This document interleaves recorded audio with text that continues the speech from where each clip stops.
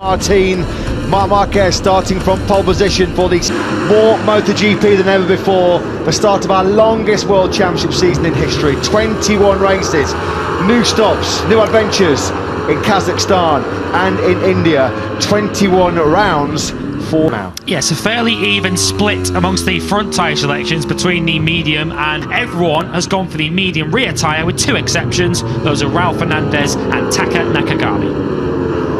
Well, I suppose the big question, the one to pose here in Portugal, is can anybody stop Ducati?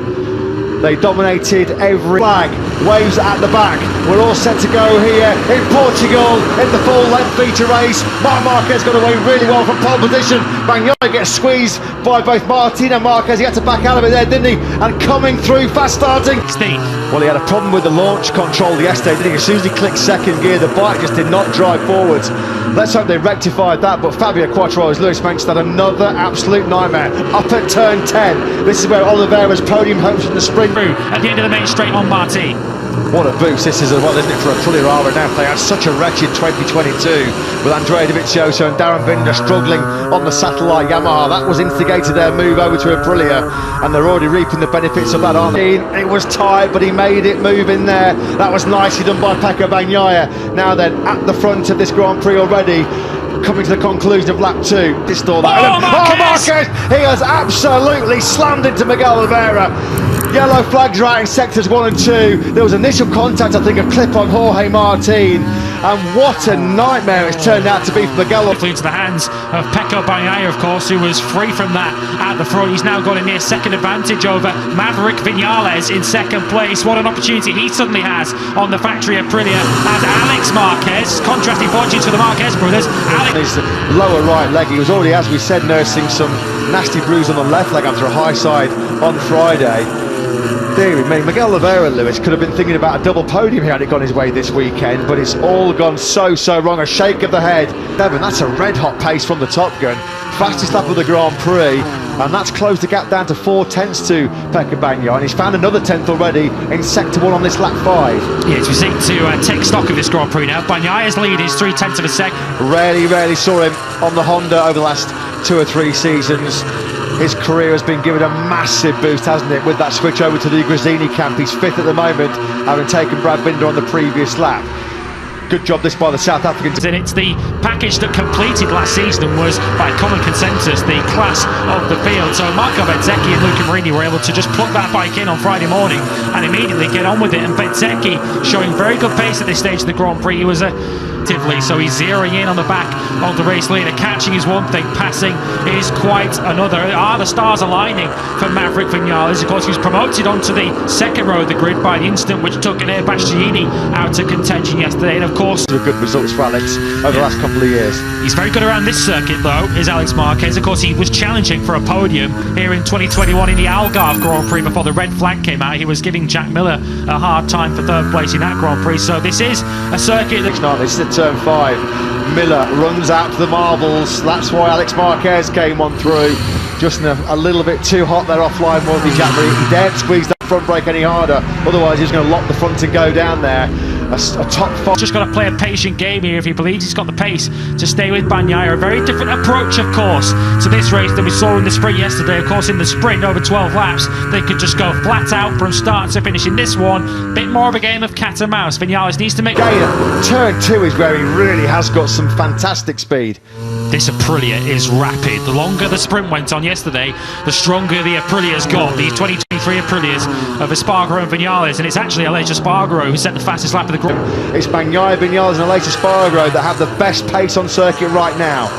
Personal best laps last time around for Alex Marquez and Jack Miller. They're actually coming back at Marco Bezzecchi now. The pace at the front is just leaving Bezzecchi behind a little bit in 3rd, 4th. Marquez, he will be very remorseful, fully apologetic.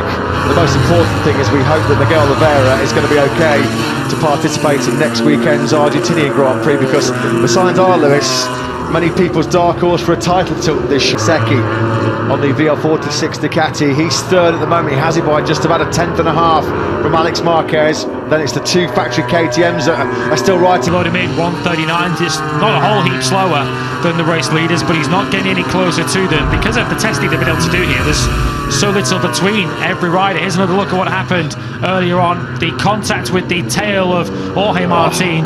Just over half race distance, and it's Bagnaia that still is managing to keep that advantage just around 0.2 of a second over Viñales.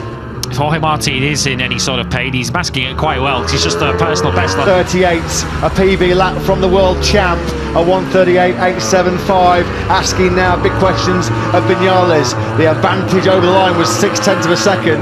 That's been the biggest gap for a good number of laps, and now is Viñales just 10th. The two contrasting braking styles of the Ducati and the Aprilia, and Bagnaia and Viñales scrubbing off over, well, near on 250 kilometres an hour, aren't they? Down that plunge into the first corner.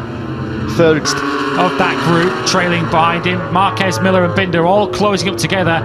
There's going to be a real bun fight for that final podium position, but Bezzecchi is doing his level best to hang on from a trio of hungry riders, one Ducati and two Factory KTMs. Late on for Viñales here. Let's have a check over the line. Viñales has found a little bit more speed again, but Bagnaia to start lap 16 still leads by just... That's because both of his races this weekend, the sprint yesterday and the Grand Prix today, really were ruined by poor starts. If he'd got off the line well yesterday, he wouldn't have been anywhere near Joan Mir on the first lap of the sprint, and of course he was down to 15th on the first lap of this race. He did put in the lap before the Italian manufactured podium with Ducati from Aprilia and Ducati, and as we speak right on cue about the great job Bezzecchi's doing, he's just found his best lap of the race, half a second quicker than Maverick Viñales, down to a 1:39. Fourth place and a potential 5th and 6th for them this afternoon. Brad Binder doing so despite some serious pain in his neck. That will be in excess of the expectations KTM will have brought into this first Grand Prix. How does Binder keep doing it? How does he keep... And Bezzecchi are not going to let Bagnaia have this one easily. We're certainly going to find out over the course of these last 8 laps just how much grip Bagnaia still has underneath him with that medium front tyre, and what kind of late race pace he has, because as we said yesterday, albeit in a shorter distance than yesterday, as mentioned, KTM will take so much from this first weekend. Marquez hanging on to this 4th place, but the KTMs are swarming all over the back of it.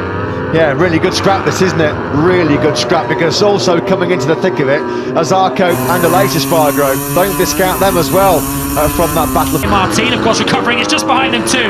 Miller's gone through again. He loves that turn 13, doesn't he? Jack Miller. I remember it was in 2020, wasn't it? Miller and Marquez had a real good fight, and it was all ended prematurely when the red flags came out for an Oliveira incident. Not able to get far enough up the road to be clear of attack down the main straight. It looks like then Bagnaia, Viñales and Bezzecchi have gone. It looks like unless they make any late blunders, they will be our first top 3 in a full-length Grand Prix this season. What's going to happen in that? 10th again on that last lap. Viñales is throwing everything he can at the reigning world champion, but that lead 0.9 of a second, that's just enough of a comfort zone at the moment. Look how close the KTMs are getting as Brad Binder nearly runs into the back of his teammate. In fact, Brad Binder is ahead of Jack Miller. We're on board with Espargaro, who's up behind him. He's got Zarco for company. This Toraro was a good half second quicker on the last lap. He's joining this dice. Yeah, and for the very first time in this Grand Prix then, Pecco Bagnaia is a full second ahead of Viñales into the braking zone for turn number 1. Alex Marquez is also on that harder front tyre, in addition to the KTMs and Aleix Espargaro, so they're all in the same option as Zarco now attacks on Aleix Espargaro. That will have caught the Spaniard by surprise. Zarco now moves through into 7th, and this battle is far from over. This is going to go right the way down to the finish, and Aleix Espargaro reclaims 7th place. Proper good old-fashioned lunge that, wasn't it, from Aleix on the inside of Zarco into turn 3.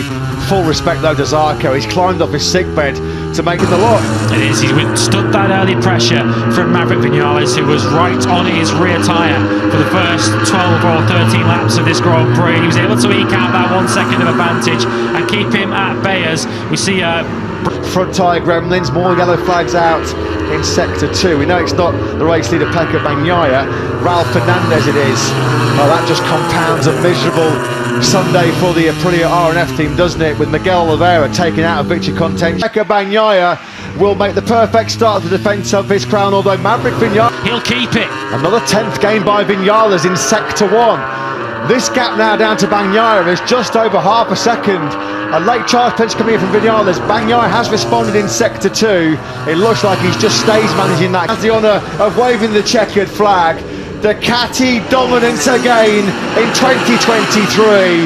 Davide Tardozzi, he is super pumped with an absolutely phenomenal weekend for his man. Bagnaia wins by just away, but 37 points, a maximum haul for Bagnaia. That's why he's the world champ. He flexed his muscles in that Grand Prix, didn't he? So too did Ducati, a maximum haul from the opening Grand Prix weekend of the season.